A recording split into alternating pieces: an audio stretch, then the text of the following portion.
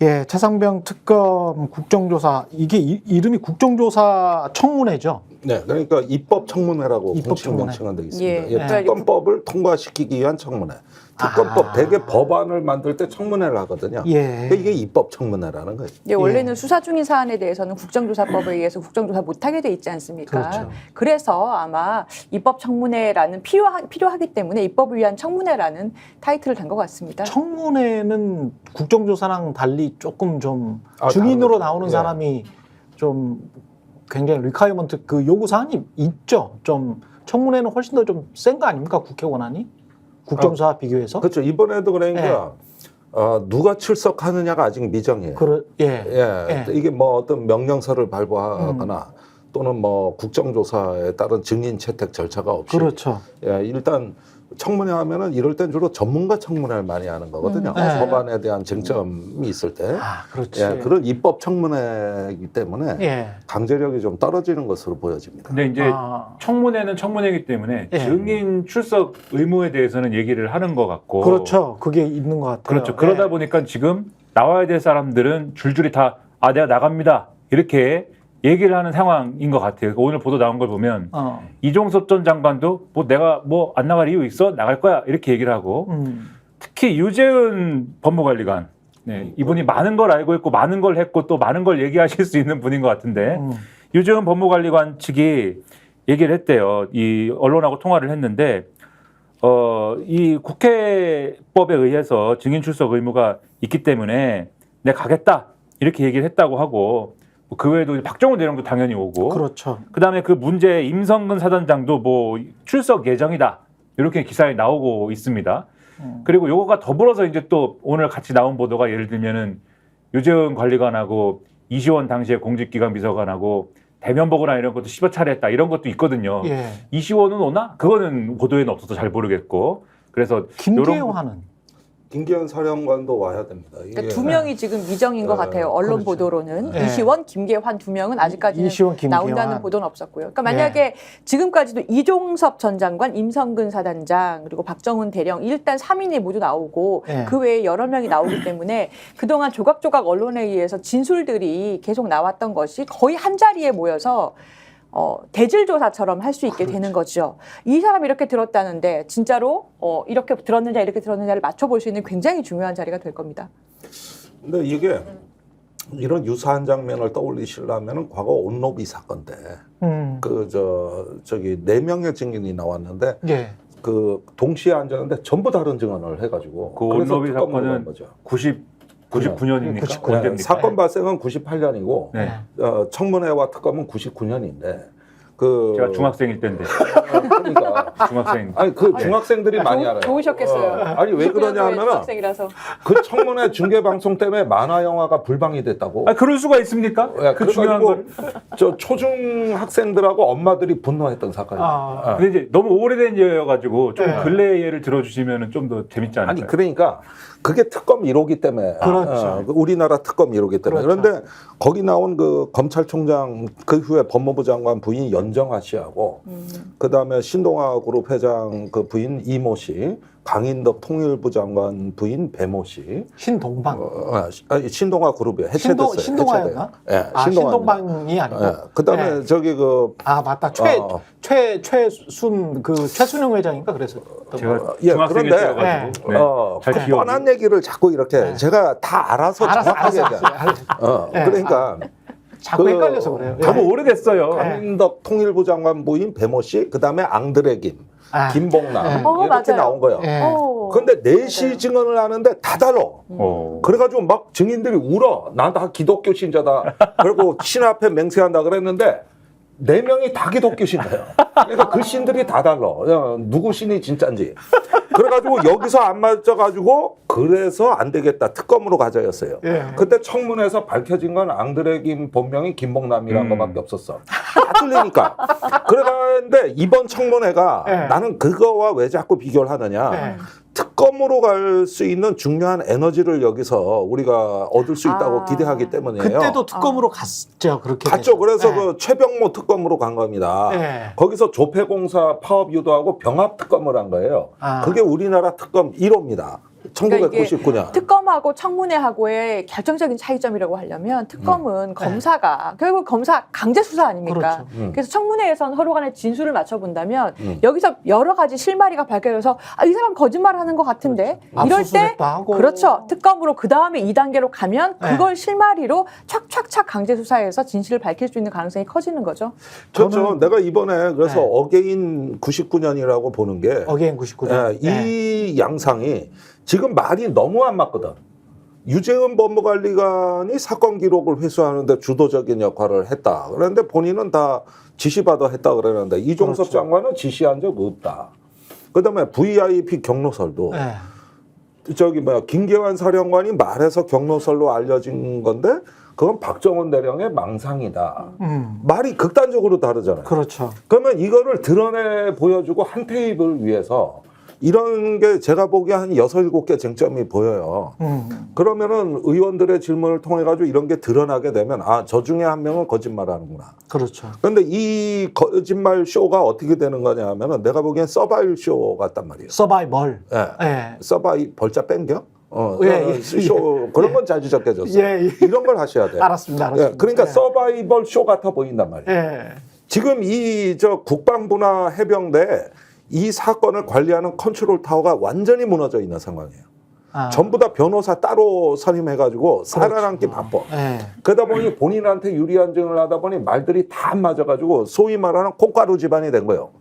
그러면은 이걸 갖다가 의원들이 그 진술의 차이를 이렇게 선명하게 드러내 줌으로써 각자 누가 이제 최후의 서바이버가 되느냐가 여기서 게임이 벌어지고 예. 거기서 이제 국민들이 이거는 진실 규명이 정말 중요하다고 하는 거를 또 교훈을 얻게 되신다 이거예요. 그게 나중에 특검의 자양분이 될 것이다. 그렇게 보는 거죠. 저는 요즘 익숙한 말로 하면 프리포올이다. 네. 뭐라고요? 그건 뭐예요? 프리포올이다. 네. 그런 또 게임 룰이 있습니다. 네, 그게. 게임에 네. 가지고? 모든 네. 사람에게 무료로 서로 싸우는 거예요. 각자 서로 싸우는. 네. 각자가 서로 싸우는. 네. 그게 프리 요즘- 포 올이라 그래요? 그거? 네, 그런 게임 룰이. 저는 99년도에 대학생이라서 네. 예. 잘 모르겠습니다. 네, 전 중학생. 요즘 말은 그렇게 잘 모르겠네요. 네.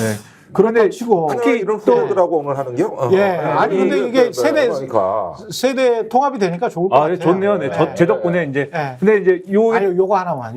네. 김기한 사령관이 안 나오잖아요. 네. 근데 저는 사실은 하이라이트는 김기한과 박정훈이 이거는 직속 상관이거든. 네. 쓰리스타와 대령이 같이 앉아서 김기한 사령관 입장에서는 정말 박정훈 대령을 똑바로 눈을 마주치기가 어려운 상황일 것 같아요. 그래서 서로가 어떤 말을 하는지, 그리고 실제로 김기한 사령관은 이거 내가 만약에 이첩 회수 지시를 하면 어떻게 되지라고 물어봤다라는 거잖아요. 그러니까 그때 뭐 직권남용이 됩니다. 그러니까 안 하시는 게 좋을 것 같습니다. 라고 하니까 알겠다. 이렇게 끝났다는 거 아니에요. 그런 것들을 좀 직접 두 사람이 맞춰보면 모든 게 다 드러날 것 같은데 왜 김기한 사령관은 안 나오는 걸까요? 그 김계환 사령관이 공수처 그 소환에서도 원래 공수처가 의도한 박정원과의 대질 신문을 완강하게 거부하고 심지어는 진술이 그랬구나. 끝난 다음에 공수처 사부장 검사가 직접 김계환 사령관한테 이야기했어요. 옆방에 지금 박정원 대령이 와 있다. 근데 대질 신문은 거부를 하셨는데 그냥 인사나 받아라. 그 기다리고 있다. 인사드리겠다고. 그러면 인사라는 게 뭐겠어? 얼마나 심려가 크십니까? 또 뭐 죄송합니다. 그러나 잘 되길 바랍니다. 뭐 이런 정도 말하려고 그렇죠. 기다린 건데 그마저도 싫다. 이래서 피한 당사자예요. 그리고 현직 그 해병대 사령관인 거예요. 그러니까. 그러면은 여기에서 그 부하한테 어떤 거 이런 문제로 대질 신문한다 그러면 본인의 지휘관으로서의 어떤 그 면목이 안 설 것 같아요. 위신은 떨어진 걸로 보여지고 그 다음에 해병대에 대한 어떤 국민 신뢰도 아주 뭐 붕괴된다고 봐야 됩니다. 그러나 여기는 그건 국내에 그 사정 봐주자고 하는 데가 아니고 진실 규명하기 위해. 그렇죠. 그러니까 이럴 때 공인으로서 이게 또 현직 사령관이고 자연인도 아니잖아요. 그럼 공적 책임을 갖고 나오는 자리입니다. 근데 이걸 회피한다? 난 그 자체에 상당한 의미가 있다고 봐요. 아니 저는 금요일이지 않습니까? 당장 이번 금요일이고 법사위 전체회의에서 열리는 입법청문회인데 그동안에 굉장히 많은 기사들이 이제 집대성이 되어야 할 자리이고요. 일단 쟁점은 VIP 경로설의 진실이 무엇이냐인 거죠. 외압이 있었다라고 판단이 될 수 있는 것이냐. 그러니까 VIP 경로는 있었으며 그 경로는 그러면은 수사에 대한 외압으로 평가받을 수 있는 것이냐. 그리고 이 부분에서 정종범 해병대 부사령관이 작성했다라는 메모 부분도 굉장히 사실 중요한 의미를 가집니다. 그러니까 그 말한 그 휴가 관련해서 지시사항이 누구를 규명하기 위해서 누구의 이 청탁을 받고 이루어진 것이냐. 그렇다면 이것이 VIP 경로설이나 외압설하고 앞뒤가 맞게 되는 것이기 때문에 쟁점이 굉장히 중요한 쟁점이 일단 그렇게 세 가지가 있는 걸로 보입니다. 사실 이제 그 외에도 김계환 사령관이 박정훈 대령한테 불리한 증언을 해가지고 이제 항명 재판이 열리게 된 거거든요. 그렇죠. 구속영장 청구로부터. 근데 자기한테 충성했던 부하를 이렇게 어떤 거짓말로 결국 재판에 이르게 하고 그렇죠. 거의 왕따 당하다시피 했는데 이렇게 했던 과정에서 본인이 했던 경로설부터 해가지고 모든 걸 뒤집어 엎는 이런 부분들. 경로설을 말한 사람이 김계한 사령관이라는 거잖아요. 그렇습니다. 박정훈 네. 대령과 그 다음에 해병대에 있는 다른 대령도 마찬가지로 똑같은 이야기를 한 거잖아요. 네, 그렇죠? 그렇습니다. 그 다음에 경북경찰청에서 사건 서류를 탈취해온 네. 지시자가 누군지도 지금 명확하지가 않습니다. 그거를 이종섭 장관은 자기는 모르는 일이라 그랬고. 그랬죠. 예. 그런데 유재현 법무관리관은 지시 받고 한 일이라 그랬거든요. 그랬죠. 예. 네. 이 부분도 지금 실제로 가서 가지고 온 사람들은 누구예요? 군 경찰이. 군 국방부 검찰단 검사들이에요. 검사들이 가져왔습니다. 예. 그러니까 네. 그날 저녁 7시경에 회수해 왔는데 4시에 대책회의를 한 걸로 돼 있거든요. 예. 그러면 국방부 검찰단은 어떻게 알고 대책회의를 하고? 그렇지. 예, 그런데 유재훈 법무관리관하고 통화 기록이 나오거든요. 그렇죠. 근데 유재훈은 자기가 이걸 가져오라고 지시했다고 말한 적이 없어요. 그러면 요 건도 누가 강탈을 해왔느냐? 법무관리관이 군 검찰에게 그거 가져오라고 지시할 수도 없잖아요. 권한도 없잖아요. 그거는 다 해서는 안 되는 짓이고요. 예, 민간인인데 그리고 이 사람은 예, 그렇습니다. 원래 변호사였고. 예. 예. 그 다음에 국방부 장관은 이제 항명 이건으로 박정훈을 하게 한 그 예. 지시를 어떤 그 배경에서 무슨 판단을 하는가 이것도 추궁을 받아야 되고. 예, 그 다음에 8월 14일 날 국방부 조사본부의 1차 보고서가 예. 해병대 수사단 수사는 다 맞대는 거 아니에요. 그랬는데 그걸 보고 받았느냐. 예. 그리고 17일 날 국방부 장관이 대책회의를 주재하고 나서 180도 다른 보고서가 그로부터 사흘 후에 나오거든요. 그러니까 이건 다 장관이 직접 개입한 거냐 안 한 거냐. 장관 대책회의가 있고 나서 바뀐 거니까. 예. 예, 이래서 상반된 2번의 보고를 받은 거고, 그 다음에 이제 이번에 최근에 가장 나온 의미 있는 뉴스는 조사본부에서 이사단장에 대한 직권남용죄를 추가해가지고 나중에 추가 이첩을 했다는 거 아닙니까? 예. 예, 그 부분도 조사본부에서는 외압에 의해 과실치산 빼지만 어떻게든 일사단장을 반드시 조사받게 해야 된다는 이런 또 나름대로 그 의도로 직권남용죄를 추가한 걸로 돼 있거든요. 예. 그런 보고서도 있었다. 중간 보고서에? 아니 이건 맨 나중에. 맨 나중에 제가 항상 사라진 보고서가 있다고 얘기한 게 사라진 있어요. 보고서. 뭔가 예. 보고서 하나가 직권남용 보고서가 분명히 있는데 어디로 사라졌다. 한 건 더 있다. 그랬는데 이게 나중에 나온 거예요. 예. 이게. 예. 그래서 이런 부분들은 전반적으로 이종섭 장관 통제가 일부 있었던 것 같고 아니면 조사본부가 자체적으로 한 것도 있는 것 같거든요. 이런 어떤 그 시시비비를 가려야 됩니다.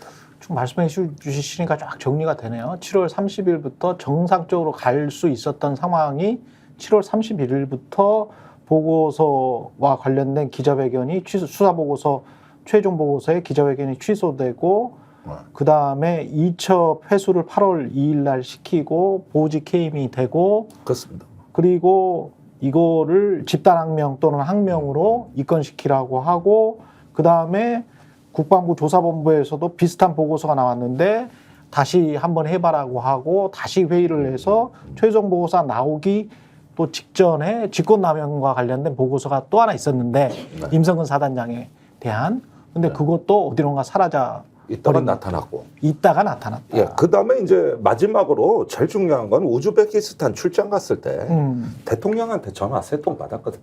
그렇죠. 그게 뭐냐는 거예요. 그게 뭐냐. 그리고 저기 그 전에 또 출국하던 날 예. 7월 31일 날 대통령실에서 온 전화가 유선 전화가 하나 찍혀 있는데 그렇죠. 그거 누구하고 통화한 거냐. 그렇죠. 그것도 예, 누구하고 이거 통화한 건지 누구하고 모르지. 나온 거냐. 예. 그래서 이런 부분들이 전부 다 어떻게 답변이 나오는지를 이번에 지켜봐야 됩니다.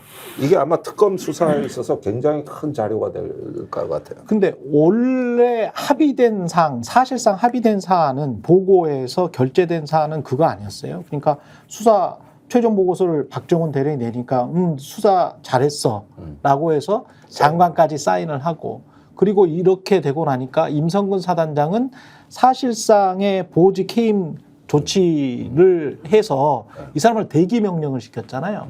이 대기 명령을 시키고 난 다음에 한 하루 상간에 우즈베키스탄 가는 도중에 뭔가 상부로부터 전화를 받고 그게 이제 31일 오전이나 30일 밤이나 오전 11시 예, 40분. 예. 45분이죠. 이때 다 모든 게 이제 어긋나기 시작하면서 임성근 사단장은 휴가 처리가 되고 휴가 처리를 갑자기 장관이 케어하기 시작하는. 그렇습니다. 우즈베킨 가서도 또 확인합니다. 예. 휴가를. 그러니까 휴가 지시를 3번 한 거예요. 그냥 보직 해임이 될 사람을 다시 이제 그 사람은 형식적으로 휴가 처리를 해줘야 된다는 걸로 계속 이렇게 이야기를 하는 그런 상황이 돌변해 버렸으니까 하루 만에. 그게 굉장히 중요한 포인트인 것이 네. 수사의 경로에서 어쨌거나 다시 가져와라라고 한 것이 누구 때문이냐, 그렇죠. 누구를 구하려고 한 것이냐를 가리키는 그렇죠. 화살인 거죠. 예. 그래서 임성근 아니면 임성근 구하려고 한 거 아니면 이게 설명이 안 되는 거죠. 모든 정황이. 네. 예. 맞습니다. 그래서 그 당시에 원래 7월 30날 서명하던 자리 있잖아요. 예. 그것도 원래 군에서는 없는 절차예요. 무슨 수사단이 장관 보고하고 이것도 유일한 한 건이 이거밖에 없거든요. 그러니까 수사 보고가 진짜 목적이 아니었던 거지. 그날은 수사단은 참고 보고하려고 간 거고 저 1사단장 후임 인사 보고인데 예. 제가 오늘 조금 취재를 해봤어요. 그랬더니 그날 그 갖고 간 해병대 김계한 사령관이 갖고 간 보고서가 1사단 안정화 조치 건이래요. 아, 보고서 이름이.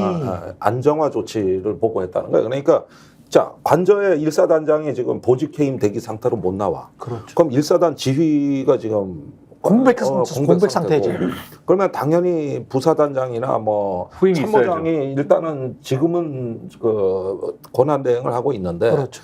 빨리 이거를 정상화 시켜줘야 된다 해가지고 1사단 안정화 조치를 보고하러 장관한테 장관한테 가고 간 거지. 수사는 근데 이걸 설명하려 그러니까 수사가 이렇게 됐다는 거를 참고 보고를 하기 위해서 박정훈 대령을 데리고 간 거지. 그런 거네요. 이거는 애시당초 절차에도 없고 할 이유도 없는 보고예요. 그러니까 그 사인한 그건 만들어진 어떤 절차고 사실은 네. 1사단 안정화 조치를 보고하러 가서 예. 수사 보고는 간략하게 10여 분 만에 끝나고 그렇죠. 다 나가 있으라 그러고 장관하고 김계한 사령관이 따로 얘기를 맞아. 합니다. 예. 거기서 해병대 부사령관 정종범 부사령관을 1사단장 직무대리로 하겠다고 보고를 한 겁니다. 그랬다며요. 예. 예. 그러느라고 독대 보고를 따로 했거든요. 그러니까요. 그걸 예. 승인받은 거라고. 그러니까 이 1사단 안정화 조치에 대한 보고가 있었느냐 없었느냐. 이게 이번에 이게 진짜 황당한 거야. 이미 그냥 그래서- 정종법으로 끝난 건데.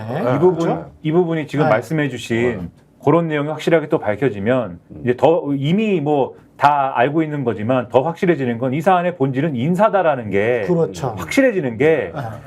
만약에 어쨌든 그 자리에서 말씀해주신 대로 1사단 안정화 보고가 이루어진 거고 사실상의 1사단장의 후임까지 장관에게 보고가 된 자리였다. 그리고 장관은 어쨌든 거기서 오케이 한 거니까 넘어간 거 아니겠습니까? 그렇죠. 오케이를 한 거죠. 후임 인사에 대해서 오케이를 했는데 그 다음날 어쨌든 이첩이 보류가 되고 난리가 난 거지 않습니까? 그리고 이첩이 보류되는 과정의 중간에는 대통령실에 무슨 회의가 있는 거고 그런 거죠. 네.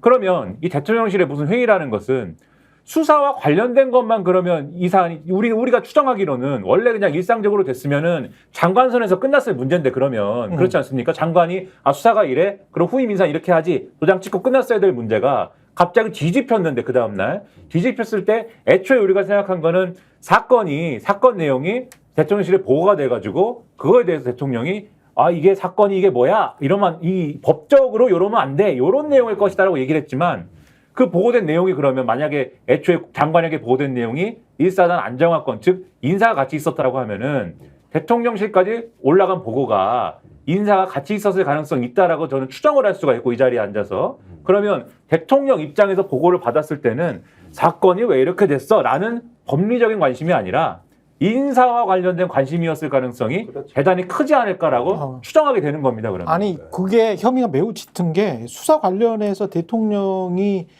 나중에 알리바이를 만들기 위해서 그런 비슷한 이야기를 한 거고 처음에 박정훈 대령이 주장한 거는 이런 사건으로 사단장을 날려서야 되겠어 뭐 이거였잖아요. 맞아요. 네. 그러면 그거는 인사와 관련해서 대통령의 불만이 있었다는 거잖아요. 그러니까 맞습니다. 수사와 관련해서 대통령의 불만이 있었던 그렇죠. 게 아니고 임성근의 인사와 관련해서 투스타를 이런 일로 날리면 되냐라는 인사와 관련된 불만을 이야기했던 것이고 이 불만을 이야기했다는 거는 누군가가 인사와 관련해 로비를 한 게 아니냐. 그래서 내가 예. 이 사건을 성공한 인사 로비 사건이라고 규정을 명확하게 해야 돼요. 하나의 퍼즐이 또 들어간다는 거죠. 거기에 예. 지금 김종대 전 의원님 말씀하신 부분이 예.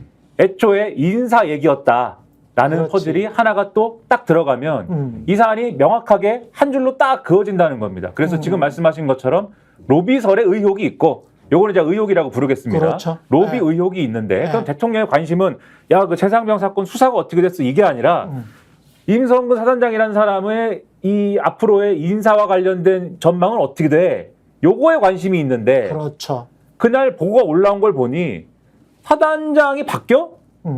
사단장 바꿨어? 예. 이렇게 되고 안 돼. 라고 해서 바뀐 사단장이 지금 바뀐 게 아니고 휴가 갔습니다가 되고 이 인사가 뒤집어지고 그렇죠. 요렇게 예. 갔다고 하는 요 선이 예. 좀 더 분명해지는 얘기다 이거는. 그렇죠. 그렇게 되면은 이거는 명백한 대통령의 직권남용입니다. 만약에 대통령이 이 지시를 부분은 했다면. 이제 큰 줄거리인데 이거를 청문회 때 이제 질문을 하는 방법을 여러 가지를 제가 생각해봤는데 예. 이분들이 이런 사실 일체를 부인하며 국회나 그 박정훈 대령 재판에서 너무 많은 위증을 했거든요. 그런데 그 위증의 일단이 통화 기록으로 밝혀진 거예요. 그렇죠. 예를 들면 뭐 대통령실과 이 건으로 통화한 적 있습니까? 이종섭 없습니다. 김계환 사령관 임종득 2차장하고 딱 한 번 했습니다. 근데 통화 기록이 까진 걸 보니까 예. 임종득 차장하고 3번에다가 임기훈 국방비서관에다가 법무관리관에다가 막 쏟아져 그냥 폭포수처럼.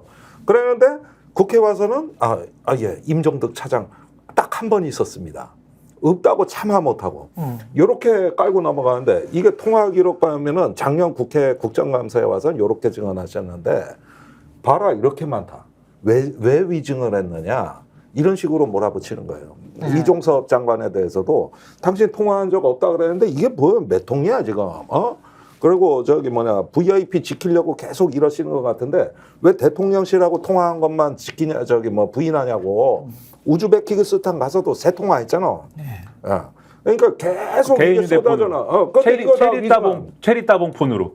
체리 따봉 폰으로. 네. 그러니까 이런 것들이 그동안에 이 양반들이 어떤 국회나 재판장에서 위증을 한 것을 뒤집는 정황이 너무 많이 나온 거예요. 이런 부분을 압박수단으로 자꾸 활용해야 돼요. 지금 관련해서 수사나 법원이 흩어져 있었지 않습니까? 이것도 굉장히 의미가 있는데, 그러니까 항명죄, 박정훈 대령 항명죄 수사는 지금 법원에 가 있는 단계였고요. 그리고 수사 외압이 있었는가라는 부분은 공수처에서 수사를 하고 있었죠. 예. 그리고 사망 사건 자체는 경찰에서 수사 중입니다. 그래서 지금 김종대 의원님 얘기하신 여러 부분에서 이 재판에서 이 수사에서 위증하거나 허위 진술했던 부분들을 이번에 입법청문회에서 금요일 날 다 모아서 이 재판에서 이렇게 얘기하지 않았냐라고 해서 아마 좀 종합을 할 수 있을 걸로 그렇게 기대가 됩니다. 김종대 전 의원님의 이러한 전략을 국회의원들이 이제 이행을 하려면 이 방송을 보거나 아니면 김종대 의원님이 국회 가셨어야 되는데 아니 안타깝네요. 또 네. 삼천포로 얘기가 빠지는데 내가 뭐 김 의원님을 그럴 만한 국회로! 사정이 있었던 거고. 대선을 한번 가시죠. 이정에도 가려다 못 가신 용산으로! 거지. 그러니까 이 얘기는 용산은 다음 그러지 대통령 않아도- 쓰면 안 돼요. 청와대로 가시죠, 그러면. 네. 청와대로. 아니 세종으로 가야 된다니까. 이거. 세종으로? 네. 세종 가지. 좋네. 세종 좋네. 세종 충청도 아닙니까, 세종? 지방분권 중요합니다. 그런데 아니 연락은 많이 받고 있어요 지금. 그랬는데 이 지금 법사위가 네. 이 청문회는 빨리 결정을 했는데 의원들은 미처 준비가 안 돼 있다고. 그래서 여러 가지 이제 확인을 해보니까 전부 다 지금 날밤 새워 학습이 들어갔어요. 그래가지고 시간이 얼마 없다고요. 워낙 이게 정보의 양이 방대하죠. 방대합니다. 네. 방대해가지고 쪽집게가 아니라 탁탁 찍어줘야 유추해서 이제 가는 거예요. 가서 한번 쫙 브리핑을 해주세요. 모아놓고 1시간만. 그래요? 네. 아니, 그런데 이 사람들은 개별적으로 연락 오지 모임에 안 나요. 아이, 그래서 이게. 아니 그 조용필 한꺼번에 뭐 들어야지 무슨 뭘 본인들이 뭐 모르면은 어떻게 해? 그런가? 예. 이 정도 사이즈의 약간 이렇게 방대하고 등장인물이 지금 그 법사위에서 출석을 요구한 증인만 해도 12명이에요. 네. 그래서 이 정도 몇 개월 동안 이루어졌던 일이면 약간 역할 분담을 하셔야 될 거예요. 그럼요. 해서 그렇죠. 겹치지 않게끔 해서 이 국민들께서 입법청문회 사실은 이 국민들 보시는 거잖아요. 그래서 이해하시기 쉽게 아마 조금 구성을 해야 될 겁니다. 혹시 누가 이 사람이 사실은 약한 고리다. 왜냐하면 책임을 전적으로 떠안을 수가 절대 없는 위치다. 그러면 이 사람 빠져나가려고 노력을 할 것이고 그러면 뭔가 말이 나올 수 있다. 뭐 이런 사람이 있습니까? 일단은 유재현 법무관리관이 상당히 이제 성향은 진보 성향이고 문재인 정부 때 임명된 법무관리관입니다. 그리고 지금 이 청문회 출석하면은 자기 법무관리관 임기는 열흘밖에 안 남은 거예요. 6월 말에 임기 끝이고 연장 그래? 신청을 안 안 한 했군요. 상태. 그래서 이제 경계선으로 가고 있어요. 예, 공무원에서 민간인 되는 거네요. 그렇습니다. 예. 그래서 이 청문회를 계기로 이제 더 이상 국방부 통제를 내가 받을 필요가 없다. 요거 꿀팁이네요. 여기가 약한 고리. 예. 그래서 약간 이런 부분은 조금 법사위원들이 감성적 접근도 좀 곁들이셔야 돼요. 그러네요. 네. 지금까지 그 자리에 어떻게 갔는지 우리 다 알고 있고 예. 또 무엇을 지키려고 했는지도 아는데 이제는 내려나오셔라.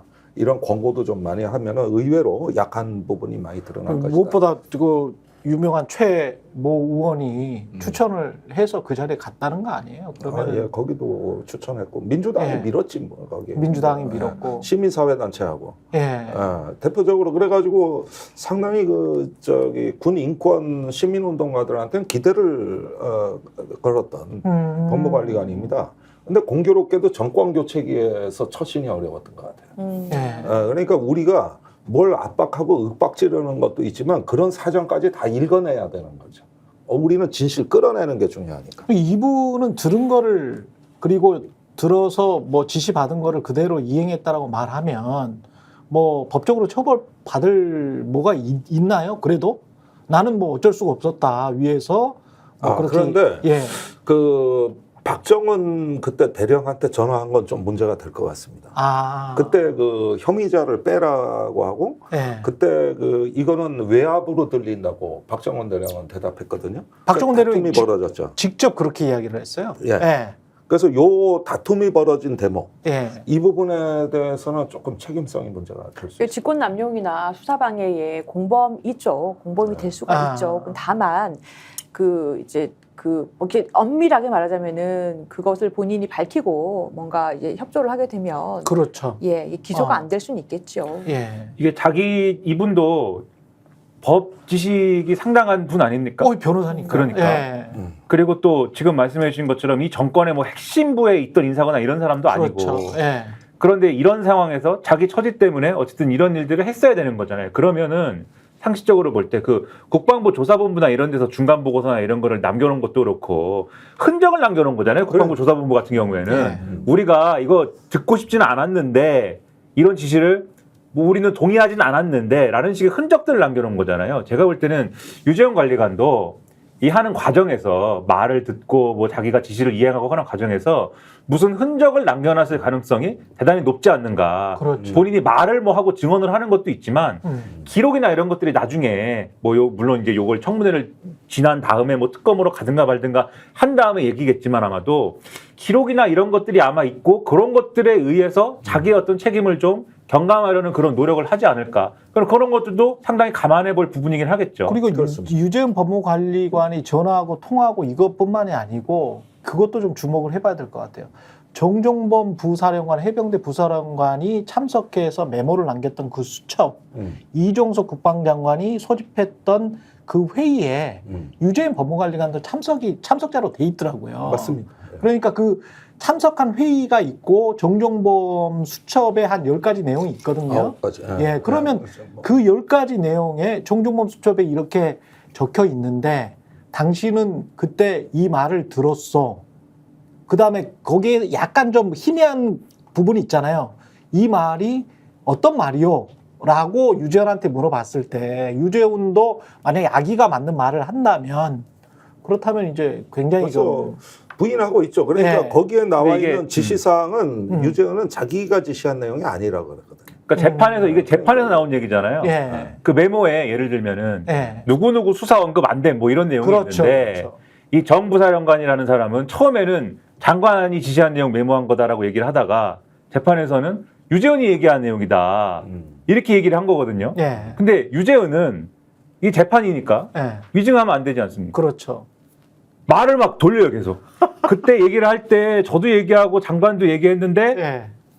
제가 뭐 한참 얘기도 했지만 그러다가 장관이 중간중간 자기 얘기도 하고 그러면서 마무리도 했고 그래서 여러 얘기가 섞이고 뭐 이런 얘기 막 해서 아니 근데 우리가 상식적으로 그래서 예. 결론을 그 자리에서 어떻게 지었느냐 네. 이렇게 보여서 그래서 장관 지시라는 거죠. 그래서 그런 셈이 이렇게 넘어간 거예요. 그 자리가 그냥 장관 지시라고 하는 겁니다. 유재현은. 그러니까 메모에 장관 지시를 적어놓지 법무관리관의 그렇죠. 지시라고 그걸 적어놓을 수가 있나요? 해병대 부사령관이라는 그렇죠. 사람이? 부사령관이 네. 유재현이 했다고 하는데 네. 유재현은 무슨 얘기야? 라고 하기는 지금 어려우니 그게 제가 한 말도 있지만 네. 전체적으로는 장관이 끝맺긴 했는데 뭐 이렇게 가는 거죠. 근데 네. 어쨌든 거짓말은 안 하자. 이것도 거짓말은 안 한 거지 않습니까? 유재현이. 네. 허위로 얘기하진 않은 거거든요. 이런 것들이 계속 있을 거예요. 그런 것들을 얼마나 끌어내느냐도 중요한 포인트다. 당시에 정종범 전 부사령관은 과태료 처분받으면서까지 재판 출석 안 한다고 거부했거든요. 근데 굉장히 특이한 경우예요. 그러니까 말을 못할 사정이 있는 거죠. 그렇죠. 그렇죠. 예. 그리고 지금도 지금 현역 군인이잖아요. 정종범 사령관. 네. 부사령관. 예, 그렇습니다. 야, 이 사람도 운명이 결정이 되는 거네. 본인의 그렇죠. 군인으로서의 운명이. 예. 그러니까 그 골치 지금 아프긴 이런 하겠다. 지휘부가 우리나라 서북 예. 도서를 방어하고 있다는 게 예. 불안하게 짝이 없는 거죠. 그 서해상에서 무슨 일이 일어나면은 해병대 사령관이 정권을 쥐고 뭘 한다면서요. 그 서북 도서 방어 사령관입니다. 그걸 겸임하고 있어요. 아, 그러니까 해병대 우리가 사령관이. 천안함 연평도 사건을 겪고 야 이게 서북 도서를 어떻게 방어하냐 보니까 과거에는 함정과 함정끼리 교전하고 그렇죠. 지상포와 지상포끼리 교전을 했는데 이게 함정이 교전하는데 저쪽 지상파가 날라오면 어떡할 거냐. 드론이 날라오면 어떡할 거냐. 이거 앞으로 대책을 세우자 해가지고 2010년에 서북도서 방어사령부라는 걸 만들어요. 거기에 사령관이 지금 해병대 사령관이 겸임하는 걸로 하고 그렇군요. 그 다음에 육군, 해군, 공군을 배속시켜줘. 합동부대를 만들어. 그러니까 우리나라에서 제일 중요한 세네. NLL이 위험해지면 1차 책임자가 여긴데 세네. 이런 지휘부에 내에서 서로 거짓말하고 공수처 불러다니면서 14시간 조사받고 이런 지휘부한테 저길 맡겨놨다. 상하 간에 서로 간에 불신을 하고 거짓말하는 거. 진짜 국가 서로 안보에 서바이벌 위협되는 지금 아니, 만약에 그러니까 직권남용을 해병대 했다면 예비역들 얘기는 네. 법 그런 건 모르겠고 재판은 우리 그딴 건 몰라. 해병대 좀 정상화 좀 시켜줘. 지금 남북이 이래 대치하고 있고 북이 NLL을 위협하고 있는데 이 얘기야, 이 얘기. 최소한 이걸 북군 통수권자가 조치를 안 한다는 게 이게 인사가 뭔가 있어야 되잖아요. 그러면 그렇죠. 해병대 사령관에 대해서 그리고 네. 1사단장에 대해서 등등등에 대해서 근데 이런 상태를 그냥 두지 않습니까? 그러면서 뭔 안보를 맨날 얘기하고 뭐 자유민주주의를 얘기하고 뭐 북한에 대해서 본때를 보여주자 이런 모드로 가는 게 무슨 설득력이 있어요. 진짜 그러네요. 전쟁 나면 해병 그 일선의 장교 포함해서 밑에 사병들까지 사단장을 믿지 않으면 어떡하겠어요. 근데 아니, 그러니까 이거는 예. 해병대가 일선 부대 대대급 가면 열심히 훈련하고 열심히 경계합니다. 그렇죠. 그런 것에 우리가 부정적인 영향을 아직 발견을 못했습니다. 그런데 평소에 이렇게 열심히 한다는 건 용병을 잘했다는 뜻이고 유사시의 지휘부가 하는 일은 양병을 잘했다는 뜻이고 유사시의 지휘부는 그 전력을 써먹는 용병을 하는 지도부란 말이요. 예. 그러니까 평소에 열심히 경계하고 훈련을 한다 한들 예. 유사시에 나의 공명심과 내가 이걸로 뭘 또 만회해야 되고 그렇죠. 내가 또 여기에 사심이 들어가게 되면 홍보 사진 찍고 뭐. 용병에서 실패하는 거거든. 그러네요. 용병에서. 그렇습니다. 그 예. 지금 지휘 체계란 건 용병의 문제가 생긴 거죠, 이게. 저희가 얘기할 때 오셔가지고 라이브로 관전하시기 바랍니다. 반드시 주변 사람들 데리고 오시기 바랍니다. 구독, 좋아요, 알림 설정 해주시기 바랍니다. 좀 살려주십시오, 저 좀.